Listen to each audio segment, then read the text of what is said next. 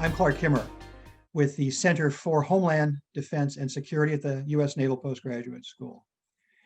We have the rare privilege of reuniting our subject matter experts with our participants in our October 2020 webinar series focused upon shelters, disaster shelters, homeless emergency shelters, and different kind of shelter, jails and prisons, all with a view toward analyzing what we need to do to protect populations in the COVID-19 emergency, and ideally, what we can expect and hope for when we start to remove ourselves from the shadow of this emergency.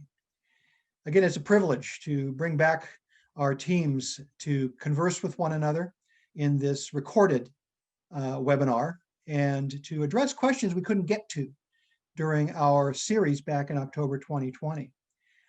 You all posed many, many excellent questions, and as is the nature of these kind of programs, we can only get to a small number of them. Today, we're going to return to that mission of answering more of your great questions and sharing more insights from our subject matter expert panelists. I'm confident that we can bring you questions that you're going to recognize, that you wrote or contributed to. Some questions, of course, are several times repeated during the course of our webinars. In a sense, we're kind of like the Blues Brothers. We're getting the band back together, and it is our hope we can continue our conversation, keep faith with all of you terrific professionals and experts, and have an ongoing dialogue about the things that matter most. So you will recognize our subject matter experts from our live webinar series back in October. They've each been assigned a group of questions according to their experience and expertise. So we have grouped your questions by common themes, a series of questions involving cross-cutting and large issues like risk analysis will be undertaken jointly by myself and Dr. Donnell Harvin.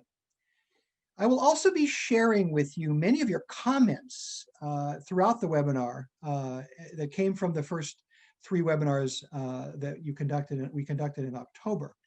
I want to begin with one of those from one of our participants. I thought it was pretty profound, and I think it sets the stage for our program here today.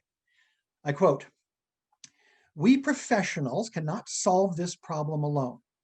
This is where the value of whole community planning shows itself. Working with communities in honest and open conversations, creative and community-based solutions can be developed. Addressing isolation is one area, for example, where we simply don't have enough people resources. The community becomes a force multiplier. And it is helpful to have developed these relationships before disaster strikes. For it is community that can help us build the flying plane while it's in midair."